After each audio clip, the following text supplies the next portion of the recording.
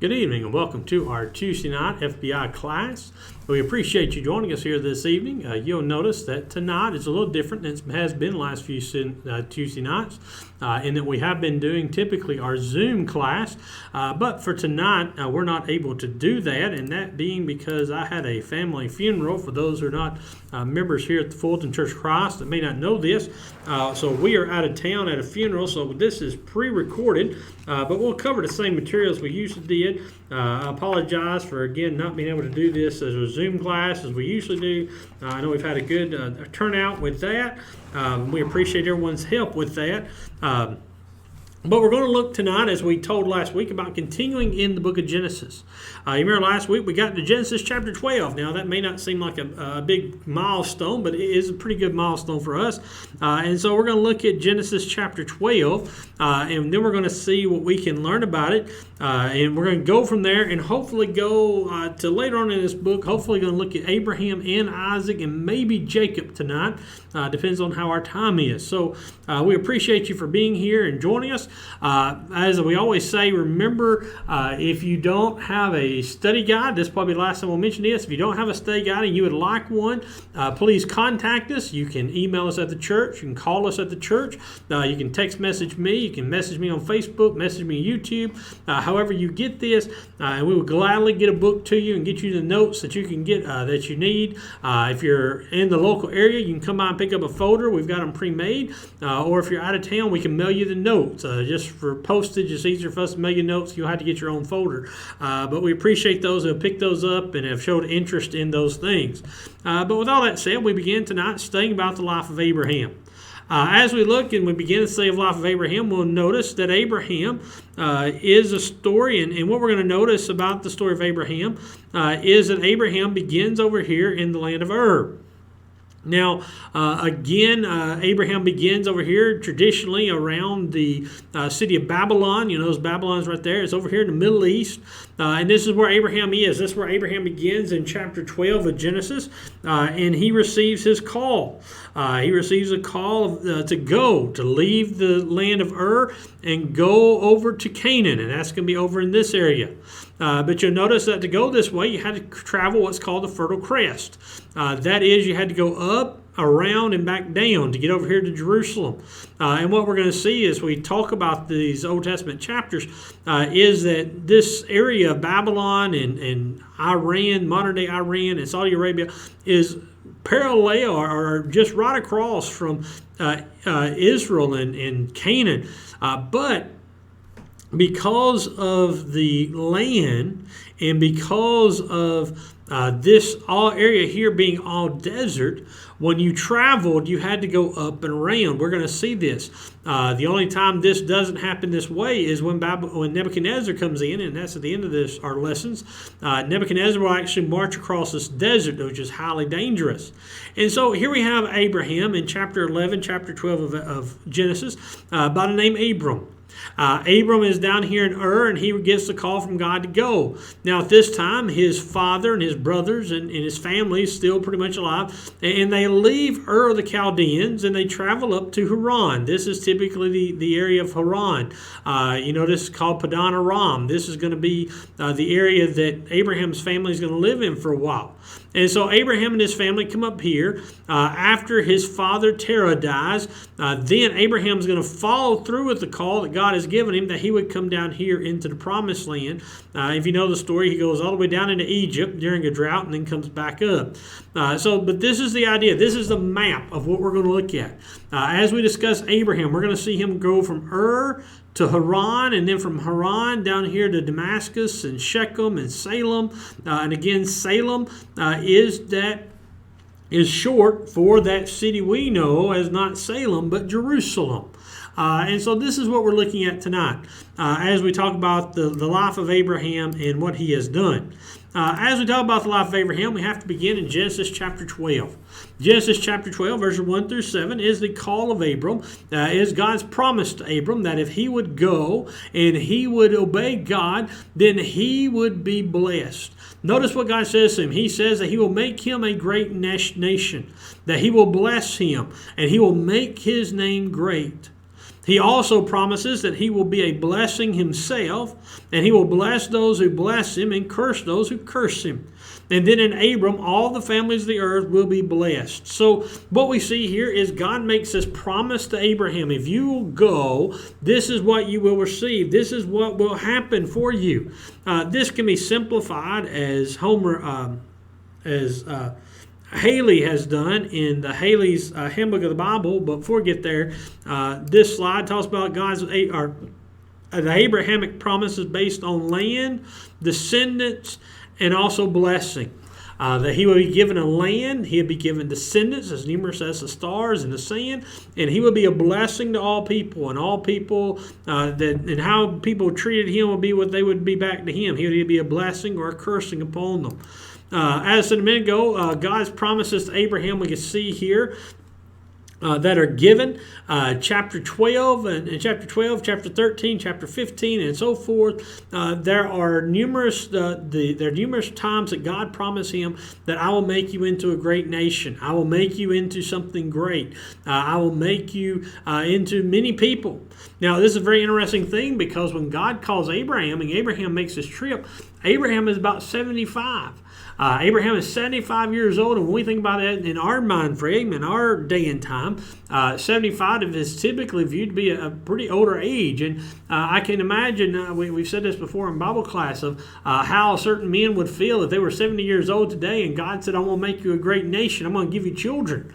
But this is what he tells Abraham. And this is what makes this such a great blessing, such a great miracle that God is going to do this. Now, I think you notice again in chapter 12, verse 2, he tells him again, I will bless you. I will make your name great. You will be a blessing. I will bless those who bless you and curse you those who curse you. And so God promised him that this is what he's going to be. And then he's also given that divine blessing for all nations, that all nations were going to be blessed by him. And we see this coming to fruition as we look at the book of Genesis later with Joseph. And as we look at the scope of the Bible, we will see that this is the ultimate fulfillment of Christ. This is again part of that seed promise, that one day Abraham's seed, his descendants, will bless all the nations. And then you notice in Genesis 15, verse 18, Genesis 17, verse 8, God promises Abraham, your descendants will occupy Canaan and beyond. They will be given the land of Canaan. They'll be given a new land. And what's interesting about this is the only piece of land that Abraham, his son, and his grandson owns is a very small cave, a very small field with a cave on it they use for a graveyard. But yet God says, I'll give you this entire land. And Abraham and his sons had faith in that promise. And so this is a promise that God would give them. And then again, God gives a promise to them that this promise is eternal. This promise is everlasting, that this promise will go from descendant to descendant. Then finally in Genesis 17, he's promised that he will have kings that will descend from him, that there will be kings coming from his body. And some have looked at this and studied this and realized that this promise is not just in reference to Christ and not just in reference to the Israelite kings, but also through Ishmael and Esau, their descendants would also become kings. So in all of his descendants, there will be this blessing to be a king. And then you'll notice he'll talk about Genesis 17, verse 7, that God will be Israel's God forever. God promises that he will be their God and they would follow him and he'll bless them. And then again, in Genesis 22:17, he promises that his descendants will possess the gates of their enemies. They will possess those who try to come after them and try to hinder them. And so what we see in Genesis chapter 12, chapter 13, chapter 14, chapter 15, chapter 16, pretty much, and 17, is this promise that God has given to Abraham. The promise of that land. And we also see intertwined in here is some of the things that God and Abraham Abraham tries to do, and that he is given that time that he enters into Egypt. He goes into Egypt to get away from a famine. And remember, he does this twice in the account of Genesis. But in doing so, he lies to the ruler of Egypt, saying that Sarah is his wife, is his sister, not his wife. And then you'll remember that he is then cast out of the city. Told him, you about made me sin. That's the first time he goes down in Pharaoh. He does this with Pharaoh. Then you'll remember in chapter 13, this is not on our notes or slide, but chapter 13, you have Abraham who's come down here, and he's also come with his son, with his nephew, Lot. And so Lot has come, and Lot's sheep and Abraham's sheep have grown to great extents, and so they have to separate. And so Abraham does something to show Abraham's care in that Abraham gives Lot the choice. Abraham tells Lot, you choose which side of the Jordan you want to live on. And you remember that story? Lot looks over and he sees the west side of the Jordan, and he sees how fertile it is and how great of a land it is. He looks at the east side of the Jordan, the Canaan land, and realizes it's not as good. And so Lot says, I will choose the west and you keep the east. Now what's interesting about that is that Abraham, being the older, should have been able to choose which land he wanted, not Lot. But Abraham bypassed that. He gave up that right to give Lot that chance, to give Lot that ability to choose which land he would prefer. And then we go from there to chapter 14, where we see that in chapter 13, Lot begins to move his tent, his settlement, further and further towards Sodom, and that's where we're told about how evil Sodom is, a foreshadowing of what we're going to see a little later.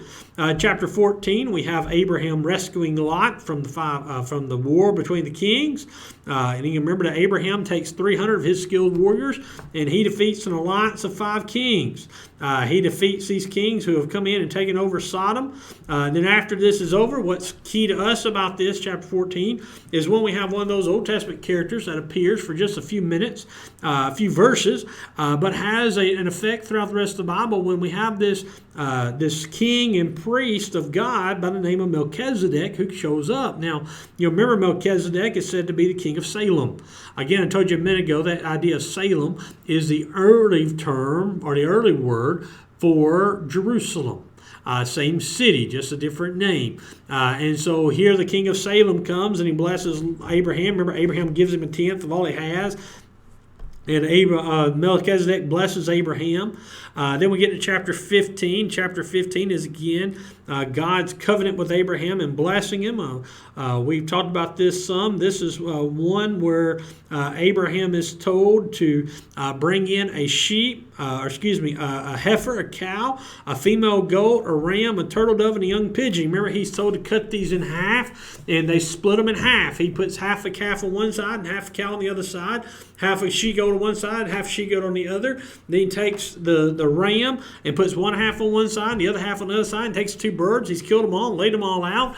And typically what this was to verify a covenant in that you would walk in between the path of these two and basically say, may this happen to me if I break this covenant. And so God does this, but instead of Abraham walking through this, Abraham falls into a deep sleep, and he sees God walking through this. And here God takes up that covenant, and God again blesses Abraham with some of those blessings we've already talked about. But this was a key thing that happens in Abraham's life. Then you remember chapter 16 of Genesis. We have Abraham again being told that he will bear a son. With him knowing that, his wife Sarai has had time to try to bear a son, and she fails. And so she comes up with a plan to give him her handmaiden to become his wife. Now, what this was is that this would make Hagar a second wife to Abraham, but she would be what's considered a lesser wife. We'll see this later when we talk about Jacob. The servant wife would not be equal to the first wife, but the idea is that if a servant wife, a second wife, was married to you and she had a child, then the first wife gets to claim that child as her own. And so this is what Sarah planned to do, was that she was going to claim Hagar's child as her own. Now, we see that Hagar does this. Abraham at this point is about 85 from what we gather. Abraham has gathered this time, and he goes along with his wife Sarah, he lays with Hagar, and she conceives. And you remember the story. Hagar turns on on the other wife, turns on her master Sarah, and Sarah comes to Abraham and tells Abraham, "You've got to drive her away. You've got to get rid of her." And you remember Abraham is hesitant about this to do that. Excuse me, I'm getting ahead of myself here. She mistreats, or excuse me, in this story, Sarah mistreats Hagar. I'll get to the point in a few minutes about the other way. Sarah mistreats Hagar so much because she's pregnant that Hagar has to flee, to run away. And when she runs away, that's when the angel of the Lord comes to her. The angel of the Lord promises her that he will look after her, that he will care for her, that she will bear a son, and that he will become a good nation. He'll become a big nation. He'll become a people. He won't become the people, but he'll become a people. And so he tells her to go back to Abraham, and he goes back to Abraham and stays there. And then in chapter 17, Abraham is 99 years old. And as he is at the 99-year-old mark, he is now bearing, he has his son Ishmael, and God comes to him, this time giving him again the covenant, where he tells him to walk before him blamelessly and to look after him. And his part of the covenant is the idea of circumcision. That this is going to be what he's going to do. This is where he extends the promise, is given more in the first 8 verses about what God will do for them, how they will be a blessing to all people. Then he gives them the sign of circumcision, the sign that they will be God's people, the sign a physical sign that will set them apart. As they are circumcised, they will be different than their neighbors, and as such, they will stand out. Then we get into chapter 18, or the end of chapter 17. God comes to Abraham and Sarah with 3 angels, or 2 angels, excuse me. God promises them that they will bear a son again, and he says this time that Sarah will be the child, the son, or will bear the son. Sarah will be pregnant. She will have a child. And remember, this is where Sarah laughs, and God says, "Did you laugh?" And she says, "Yes." And he says, "Because you laughed, in a year's time, you will have a son. You will bear a son." And so God and his 3 visitors, or 2 visitors here with Abraham in chapter 18, as they have talked about this. Then at the end of chapter 18, the 2 men go on, and Abraham stays behind with God. And you remember that Abraham starts bargaining with God. And that is that Abraham begins to bargain with God about Sodom, because he knows that his son or his nephew Lot is there. And God says, "I'm about to destroy Sodom. I'm about to destroy them and wipe them out." And remember, Abraham and God start out with this bargaining deal. This was a common bargaining technique in the ancient world. This is not Abraham trying to be slick. Sometimes in our world, this sounds a little backwards. They start high and just keeps coming down. But this is typical bargaining that Abraham does. And you remember Abraham first says, "Well, if you find 50 righteous souls, 50 righteous people, will you save the city of Sodom and Gomorrah?" And he says, "Yes." Do you remember he goes down from there to talk about from 50 to go down to go down to 45. Then he goes to 40. Then he goes to 30 and 20, and then finally he gets down to 10. He says, "For the sake of 10 will you not destroy it?" And God says, "For 10 I'll not destroy the city of Sodom and Gomorrah." And we know the story in chapter 19. God does go to Sodom. The angels go into the city and try to find refuge and try to find somewhere to stay. But Lot comes to them and begs them not to stay in the middle of the city, because he knows what's going to happen to them. They say that won't be a problem, that they will be fine. Lot demands that they go back home with him. And you know the story. They tell Lot, "God's about to destroy this. If you want to be saved, then you need to get out. You need to get out and never look back." And so Lot tries to get his daughters and get his wife and his son-in-laws, those men who are betrothed to his daughters, to leave. The betrothed son-in-laws refuse to leave. And basically what you see in chapter 19 is the angels have to beg Lot to leave. They have to beg Lot to get out of here and basically push him out. And then that sort of explains why what happens in this famous encounter, that Lot's wife looks back because they don't really want to leave. But they're forced to leave. And so they leave and God destroys the city. Then we get to Genesis chapter 20. In Genesis chapter 20, you have Abraham and Abimelech, another king down south of Canaan, not quite in Egypt, but in that middle ground.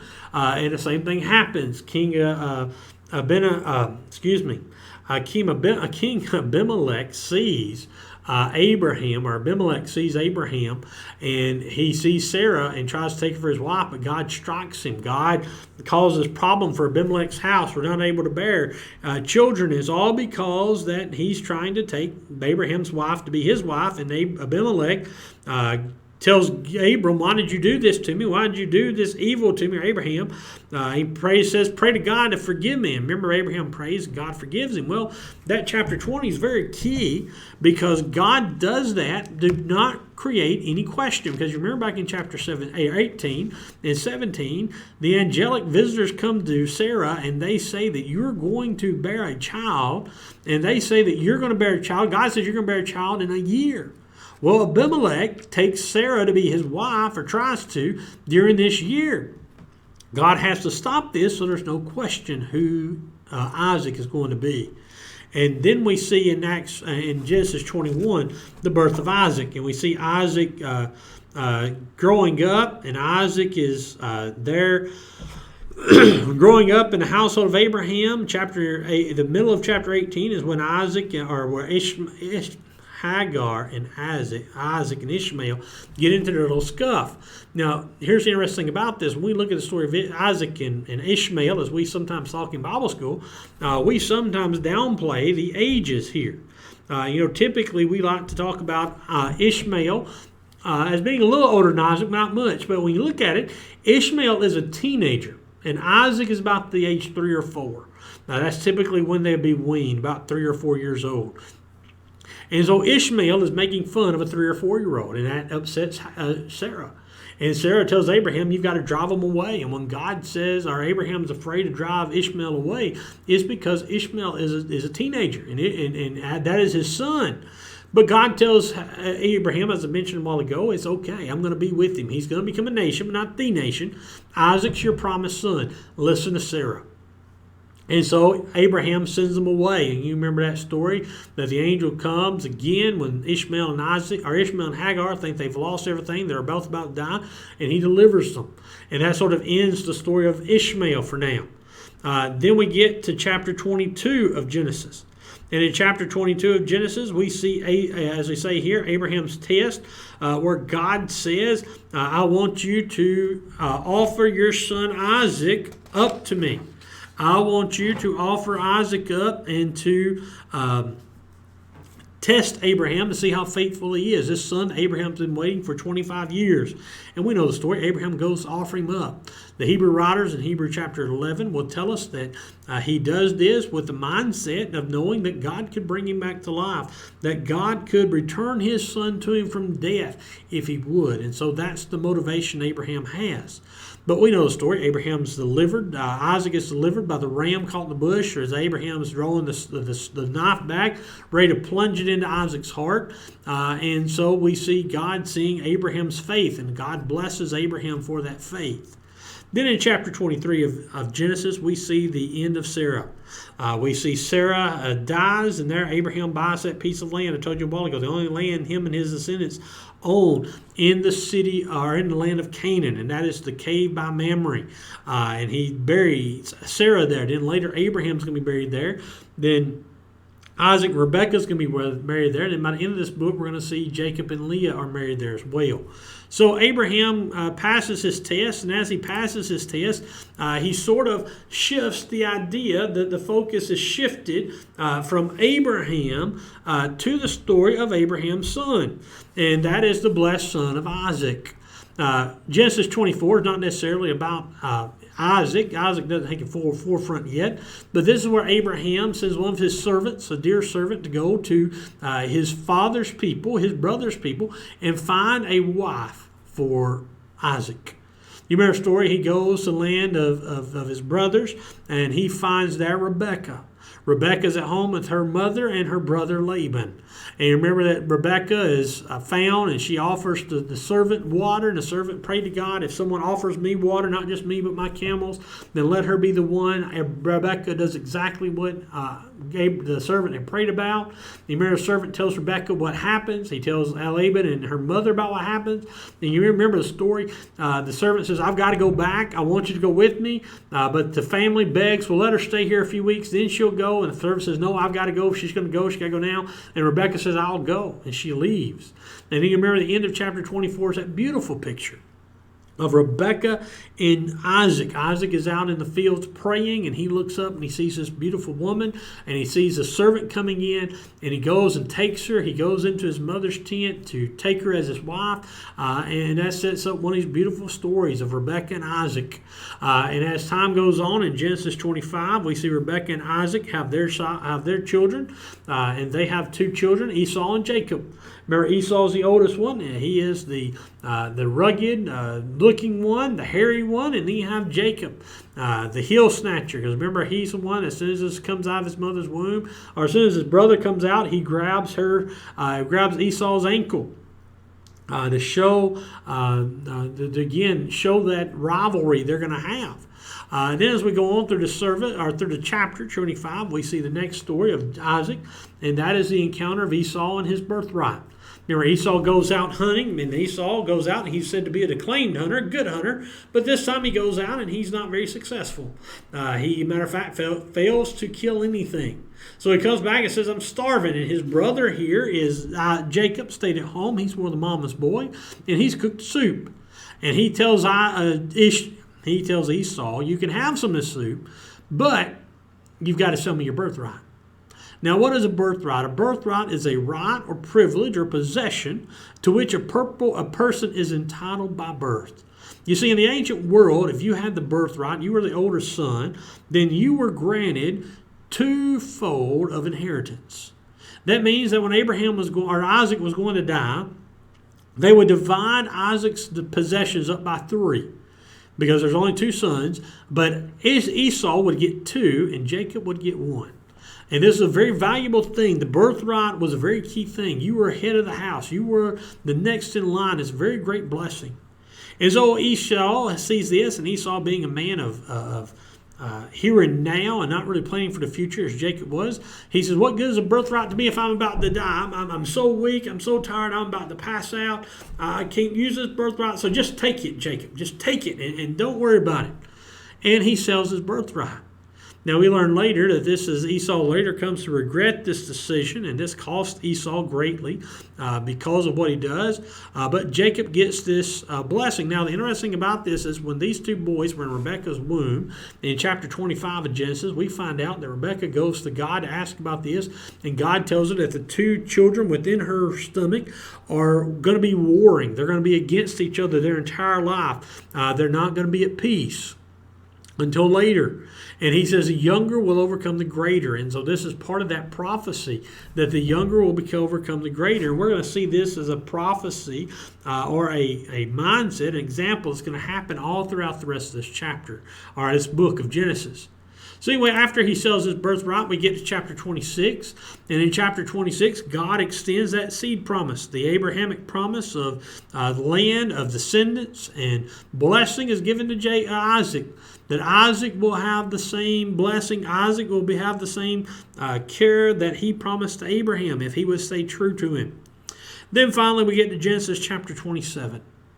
In Genesis 27 is that famous encounter again of Jacob and Esau, where Isaac is getting older. Isaac is about to pass from this life, and he calls Esau to him, and he tells Esau to go and fix food that he loves, the meat that he loves, prepare it for him, cook it the way he likes it, and he will bless him. Remember the story, Rebekah over here says, now what we happen here is that Isaac prefers Esau and Rebekah prefers Jacob.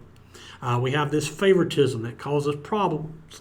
And so what happens is that when Rebekah hears this, she calls Jacob. And she begins to fix one of the young goats, exactly the way that Esau fixes his meat, so that Isaac can have the meal he wants.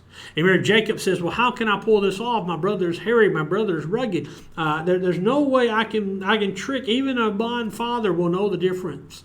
And remember, she takes the skin of the goats and puts it on his arms. She puts the clothing of Esau on him. She covers him up where he looks and resembles and smells like Esau. And so you remember Isaac comes in, and Isaac asks, who is it? And he says, it's Esau.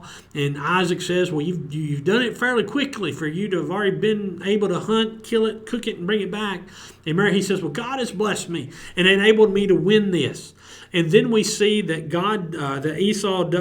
Jacob continues this with Isaac, and Isaac tells him to come closer. Again, his failing eyesight, and Isaac says, you appear to be Esau, but you sound like Jacob.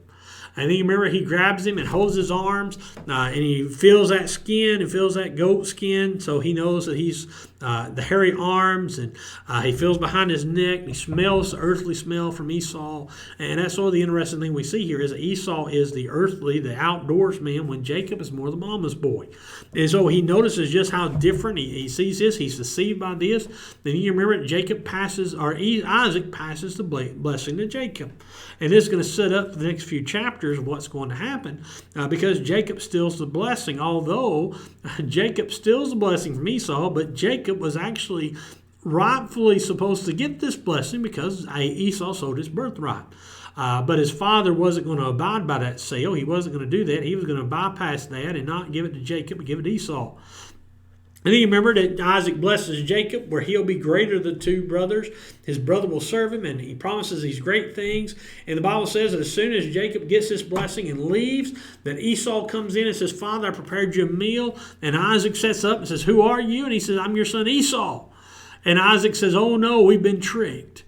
He says that I've been fooled, that I've just blessed your brother instead of you. And remember, Esau begs him, Father, bless me, give me something. And remember, Isaac tells him, I gave everything to your brother. Now, it's sort of sad to think about that Isaac was going to give that to Esau and leave Jacob out. But now he says, Jacob got it all, and I don't have anything left for you, Esau. And remember, he blesses Esau, though, a little bit, and he says, you'll be your brother's servant for a while, but you will break his reign, you'll break his yoke, and you'll turn away from him. And so that's what his promise is that's going to happen. Then you remember the end of chapter 27 of Genesis. Esau comes out of the tent and he's hot. He's ready to destroy Jacob.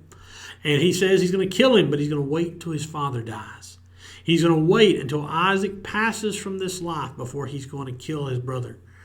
And Rebekah hears about it. Rebekah sets a plan into motion about what she's going to do and about what's going to happen. But for tonight, that's going to be as far as we can get into this story. Now, what's interesting about this is we've looked at the overview of Abraham and Isaac. We've seen the first two of these patriarchs and what God had done for them, how God had blessed them, and how God had looked after them. Now, the interesting thing about this is to see these two men had their ups and had their downs. They had their good times, they had their bad times, but yet they still remain faithful to God. They still remain obedient to God and His covenant, and obedient to God that they would be His followers, they'd be His children. And so that's the promise we can learn from. It's the same promise that Abraham and Isaac had. It's a very similar promise to what we have. And the same conditions are there for us as well. As long as we'll stay true to God and look to Him for guidance, that He will protect us, He'll look after us and care for us and give us that home with Him one day. What a great promise we have. What a great examples we have of Abraham and Isaac. Because one of the beautiful things we see about Isaac is Isaac's story is a lot shorter than Abraham's. But Isaac is just a man of faith as Abraham was. There are many times it's talked about Isaac praying, Isaac worshiping God, Isaac serving God, and Isaac doing great things for God. These two are two great men of God. Now their son, or Isaac's son Jacob, doesn't start out to be a man of God. When we see him in the next few chapters, he's going to make a deal with God because he doesn't quite believe in God. But God's going to look after him, and then he's going to become a man of God later in life. And he's going to give birth to another son who's going to be a great man of God, who we're going to talk about next week as we finish the story of Genesis. We're going to talk about Jacob, and then we're going to talk about Joseph.